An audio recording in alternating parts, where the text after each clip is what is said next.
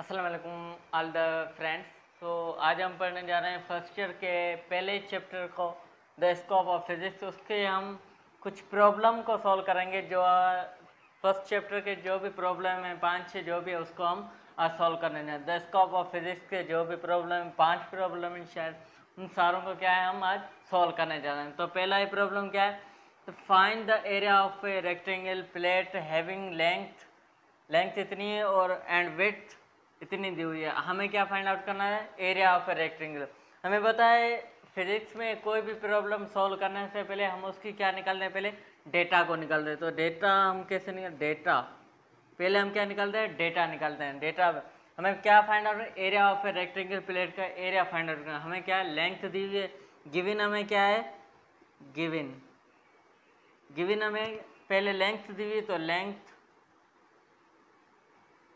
कितनी है, 21.3 plus minus 0.2 centimetre. ये हमें क्या है, लेंथ दी है। और दूसरा भी हमें विड्थ दी हुई है। क्या है, विड्थ कितनी, 99.80 प्लस माइनस 0.10 सेंटीमीटर।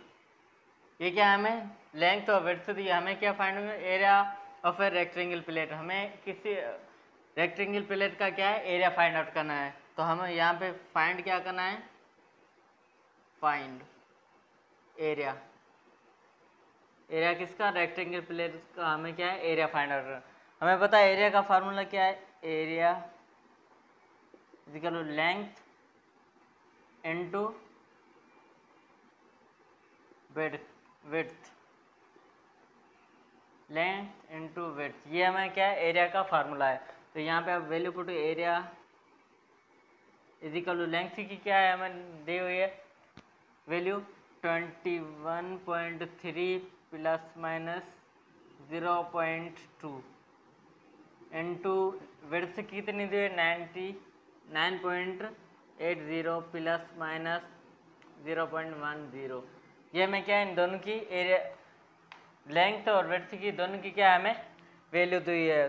तो हम पहले इसको इनसे मल्टीप्लाई करें, फिर इसको इससे मल्टीप्लाई, फिर इसको इससे मल्टीप्लाई, फिर इसको इससे मल्टीप्लाई, दो मरतबा हमें मल्टीप्लाई करना है। तो हमें पता है एरिया इज इक्वल टू, इसको करेंगे तो कितना आ जाएगा, आई थिंक 0.8.74 प्लस माइनस इन दोनों को मल्टीप्लाई किया इतना हुआ। अब इन दोनों को मल्टीप्लाई करेंगे तो कितना आएगा, 21.3 को मल्टीप्लाई करेंगे किससे, 0.10, तो आ जाएगा 2.13। अब इनको इनसे, फिर इनको इनसे मल्टीप्लाई करें तो प्लस माइनस, अब इनको करेंगे तो कितना आएगा, 0.2 को मल्टीप्लाई करें कितने, 9.80 से, तो आ जाएगा 1.96। अब इन दोनों को अगर मल्टीप्लाई करें, इनको और इनको करेंगे तो वैल्यू 0.02 समथिंग आ जाएगी। तो हम उनको नेगलेक्ट कर देते हैं और इनको रख देते हैं। अब हम आगे करें इसको, इसी को आगे करें, इसको आगे। अब ये वाली, sorry, area is equal to कितना, 208.74 प्लस माइनस, अब इन दोनों को अगर हम करेंगे तो कितना आ जाएगा, आई थिंक 4.09 आ जाएगा। ये आ गया। अब हम क्या, मैं क्या कर, इसको राउंड ऑफ कर देता हूँ, उसको भी राउंड ऑफ कर देता हूँ। तो एरिया इज इक्वल टू, अब ये इसको राउंड ऑफ करूँगा तो क्या आ जाएगा, 209 आ जाएगा। और इसको राउंड ऑफ करूँगा तो क्या, सिंपली 4 आ जाएगा। यहाँ पे 0 तो यहाँ पे 4 आ जाएगा। तो ये हमें क्या मिल गया, area of a rectangle plate. किसी भी रेक्टेंगल प्लेट का एरिया कैसे फाइंड करते हैं, लेंथ इंटू विड्थ, उससे करेंगे तो हमें एरिया किसी भी रेक्टेंगल प्लेट का मिल जाएगा। तो ये हमने फाइंड आउट किया एरिया। तो हम क्या करने जा रहे हैं, दूसरा प्रॉब्लम फर्स्ट कर लिया, हम दूसरा प्रॉब्लम करने जा रहे हैं। तो क्या करना, calculate the circumference of a circle of radius 3.5 centimetre and B option में क्या है, area of a circle of radius 4.65 centimetre. हमें एक तो सर्कमफेरेंस ऑफ सर्किल निकालना है, दूसरा क्या है एरिया फाइंड करना है, किसी भी सर्कल का एरिया फाइंड करना है, और दूसरा क्या है circumference of circle find out करना है। तो हमें पता है पहले क्या लिखेंगे डेटा, क्योंकि फिजिक्स में हम पहले क्या लिखेंगे डेटा लिखते हैं डेटा। अब कैलकुलेटर हमने क्या करना, सर्कमफेरेंस ऑफ सर्किल हमें दिया क्या रेडियस दिया हुआ है, तो ए ऑप्शन में क्या है हमें radius is equal to 3.5 centimetre, और हमें फाइंड आउट क्या करना है सर्कमफेरेंस फाइंड आउट करना है। और ऑप्शन बी में क्या है हमारे पास एरिया फाइंड आउट करना है और रेडियस हमें दिया हुआ है। तो बी ऑप्शन में क्या है हमारे पास रेडियस कितना है 4.65 सेंटीमीटर, और हमें फाइंड क्या करना है एरिया, तो area equal to question mark. ये हमें दोनों चीज़ सर्कमफेरेंस सर्किल फाइंड आउट करना है और क्या है एरिया फाइंड आउट करना। हमें पता है सर्कमफेरेंस सर्किल का फार्मूला क्या है C is equal to 2πr। ये क्या है हमारे पास सर्कमफेरेंस सर्किल का फार्मूला है। तो हमें पता है C is equal to pi की वैल्यू क्या होती है 2 इंटू पाई की वैल्यू 3.14, ये क्या है कांस्टेंट वैल्यू होती है। और रेडियस हमें कितना दिया हुआ है पहले वाला 3.5 इंटू 3.5। अब इन तीनों वैल्यू को मल्टीप्लाई करेंगे तो क्या आ जाएगा मल्टीप्लाई 2 इंटू 3.14 इंटू 3.5, तो ये आ गया 21.98। इसकी वैल्यू क्या आ गया 21.98। तो सर्कमफेरेंस हमारे पास आ गया 21.98। ये हमारे पास क्या आ गया सर्कमफेरेंस ऑफ ए सर्किल। अब हम क्या फाइंड आउट करेंगे एरिया ऑफ ए सर्किल। अब हम फाइंड आउट करेंगे क्या एरिया ऑफ ए सर्किल। इसको मैं मिटा रहा हूँ। अब मैं क्या फाइंड आउट करें एरिया ऑफ ए सर्किल, तो area is equal to area of circle किसके बराबर है पाई आर स्क्वायर के। एरिया ऑफ सर्किल किसके बराबर होता है पाई आर स्क्वायर। तो area is equal to pi की वैल्यू हमने हमारी कितनी है 3.14 इंटू आर स्क्वायर। आर की वैल्यू क्या है 4.65 होल स्क्वायर, इसका क्या है स्क्वायर है। तो एरिया इज इक्वल टू ये सेम टू सेम 1.4। अब इनको कर देंगे तो कितना हो जाएगा, इनको 2 मरतबा मल्टीप्लाई कर देते हैं तो 4.65 इंटू 4.65 तो कितना हो जाएगा 21.6225। ये हमारे पास आ गया। अभी इसको सिंप्लीफाई फर्दर करें तो अब 3.14 को मल्टीप्लाई कर दें 21.6225 तो क्या आया 67.89465। तो ये हम इसका क्या सेंटीमीटर एरिया है, तो इसका यूनिट होगा सेंटीमीटर।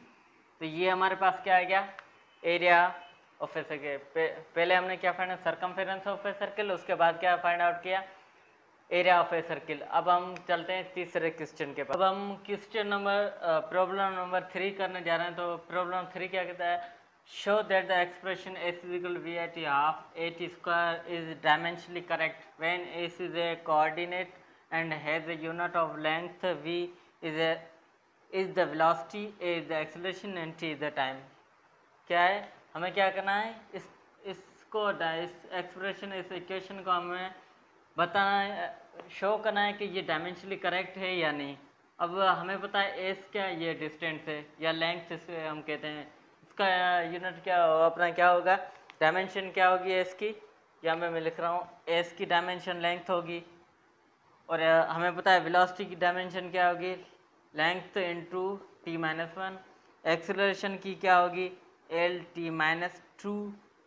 तो ये हमारे पास क्या है इन सारी की हमें क्या है डायमेंशन पहले से ही मालूम है, तो यहाँ पे पुट कर देंगे तो हमें पता चल जाएगा कि ये डायमेंशनली करेक्ट है या नहीं।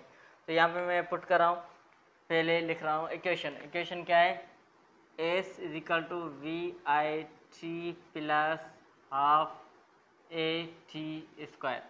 अब हमें पता है s की डायमेंशन क्या होती है, ये सिंपली लेंथ है या हमें इसे डिस्टेंस भी कहते हैं, तो इसकी क्या है l है। तो यहाँ पे मैं लिख रहा हूँ l इज इक्वल टू यहाँ पे वेलोसिटी की क्या है l into T minus one, और ये टाइम पहले से तो टी का टी प्लस बीच में तो प्लस, इसकी कोई भी डायमेंशन नहीं होती तो यहाँ पे मैं कैंसिल यहीं से निकाल रहा हूँ, नो डायमेंशन, नो डायमेंशन। ये डायमेंशन लेस नंबर कोई भी हो वो डायमेंशन लेस होता है, तो यह इसको स्किप कर देते हैं, इसको निकाल देते हैं। यहाँ पे एक्सेलरेशन क्या है, एल टी माइनस टू, और यहाँ पे टाइम का स्क्वायर हो जाएगा, तो ये आ गया। अब हम क्या करना है, एल इज इक्वल टू, इसकी क्या रहेगी, सिर्फ एल रहेगा, क्योंकि ये माइनस ये प्लस हो जाएगा तो कैंसिल हो जाएगा, सिंपली एल रहेगा, प्लस ये भी सेम है, माइनस प्लस ये कैंसिल है, बाकी क्या रहेगा एल, तो L is equal to two L, क्योंकि ये दोनों प्लस करेंगे, प्लस हो रहे हैं तो प्लस टू एल। अब यहाँ पे फिर से भी नंबर आ रहा है, नंबर की कोई भी डायमेंशन, नो डायमेंशन, नंबर की कोई भी डायमेंशन नहीं होती, इसलिए नंबर को स्किप कर दें या इसको निकाल दें यहाँ से, तो बाकी रहेगा L is equal to L. तो यहाँ से प्रूव हो गया कि ये हमने शो कर दिया कि ये डायमेंशनली करेक्ट है, एल इज इक्वल क्योंकि दोनों साइड बराबर आ रहे हैं और सेम आ रहे हैं, सेम आने इनकी दोनों की डायमेंशन भी सेम है, इसी वजह से ये क्या है, डायमेंशनली करेक्ट है। कोई भी क्वांटिटी के अगर दोनों की डायमेंशन लेफ्ट और राइट साइड डायमेंशन सेम आ रहे हैं, उसका मतलब क्या है, वो डायमेंशनली करेक्ट है। तो ये था हमारा तीसरा प्रॉब्लम। अब हम चलते हैं चौथे, अब हम प्रॉब्लम नंबर 4 करते हैं। क्या पहले chapter, problem number 4, suppose the displacement of a particle is related to a time according to expression s is equal to ct cube, what are the dimension of the constant c। हमें क्या है, इसमें भी dimension find out करनी, किसकी, इस constant c की, इसकी डायमेंशन, ये जो एक्सप्रेशन दिया हुआ है इसमें से हमें इस कांस्टेंट की क्या है, डायमेंशन फाइंड आउट करनी। तो ये एक्सप्रेशन मैं यहाँ पे लिख रहा हूँ, s is equal to c t cube, ये आ गया s is equal to c t का। हमें कौन सी इसकी डायमेंशन फाइंड आउट करें, तो ये सिंपली ये इनसे मल्टीप्लाई करें, ये टी क्यूब जाएगा यहाँ से डिवाइड कर जाएगा, इनसे मल्टीप्लाई करा, इनसे क्या करेगा, डिवाइड कर, तो यहाँ पे सी इज इक्वल टू एस, इसको रीअरेंज करके यहाँ पे टी, यहाँ पे क्या है मल्टीप्लाई, यहाँ जाएगा क्या डिवाइड करेगा, तो यहाँ पे आ गया टी क्यूब, डिवाइड कर दिया। अब हमें इसकी डायमेंशन फाइंड है, हमें पता है सी इज इक्वल टू, एस की डायमेंशन क्या होती है, लेंथ होती है, तो यहाँ पे मैं लिख रहा हूँ एल, और टाइम की हमें पता है टी क्यूब, यहाँ पे टी है तो टी, और क्यूब है तो यहाँ पे क्यूब आ गया, तो सी इक्वल टू एल, इसको ऊपर ले जाएंगे तो क्या होगा, -3 क्यूब हो जाएगा। तो ये हमारे पास आ गई कांस्टेंट की डायमेंशन। अब हम क्या है, प्रॉब्लम नंबर 5 करने जा रहे हैं। 5 में क्या है, estimate the number of litres of gasoline used by all Pakistan cars each year. हमें क्या है, नंबर और गैसोलीन फाइंड आउट करना है कि पाकिस्तान की कारों ने एक साल में कितना यूज़ किया है। हमें गिवन क्या है, नंबर ऑफ कार्स इन पाकिस्तान, कितनी है कारें, 5 लाख हैं, 5 लाख कारें हैं पाकिस्तान में, और average distance travelled by per year by each car is 16,000 kilometre. हर एक कार जो है वो एक साल में कितना डिस्टेंस कवर करती है, 16,000 किलोमीटर। गैसोलीन कंजप्शन कितना है, 6 किलोमीटर पर लीटर। उसका जो गैसोलीन कंजप्शन है वो 6 किलोमीटर पर लीटर, 1 लीटर में कितना वो कवर करती है डिस्टेंस, 6 किलोमीटर। अब हमें क्या है, पहले तो हम फाइंड आउट करेंगे कि इसने टोटल कारों ने ये डिस्टेंस कितना कवर किया, क्या ये जो इतनी कारें हैं इन्होंने डिस्टेंस कितना कवर किया। तो हम क्या करें, total distance covered by all cars, बहुत जितनी सारी कारें हैं उन्होंने डिस्टेंस कितना कवर। जब हम 16,000 को जब 5 लाख कारों से मल्टीप्लाई करेंगे तो हमें क्या है, ये जो इन सारों कारों ने जो डिस्टेंस कवर किया है वो हमें सारा डिस्टेंस मिल जाएगा। वो कितना है, 8 × 10⁹ किलोमीटर। क्या जितनी सारी कारें हैं उनको क्या है डिस्टेंस, या उसने जितना डिस्टेंस कवर किया उनसे जब हम मल्टीप्लाई कर देंगे तो हमें टोटल डिस्टेंस मिल जाएगा। इन सारी कारों ने 5 लाख कारों ने ट्रेवल किया होगा। उसके बाद हम क्या हमें अब ये फाइंड क्या करना, number of litre of gasoline find out करना है। तो number of litres used by all Pakistan cars. अब हम क्या फाइंड आउट करें, लीटर्स जो गैसोलीन का इन कारों ने यूज़ किया है वो फाइंड आउट करना है। तो हमें बताए जब इन सारी को, अब क्या है 1 लीटर में वो कितना तय करती है अपना डिस्टेंस कितना है, 6 किलोमीटर पर लीटर में। तो हम 6 को डिवाइड कर देंगे इन सारे डिस्टेंस को, तो हमें क्या मिल जाएगा, लीटर्स मिल जाएगा। पेट्रोलियम एक कार और सारी कारों ने कितना यूज़ किया, तो कितना आएगा 13.33 इंटू 10⁻8 लीटर्स। ये सारी कारों ने number of litres use by all Pakistan car, जो भी पाकिस्तान की कारों थे उन्होंने इतना लीटर्स पेट्रोल अपना गैसोलीन यूज़ किया।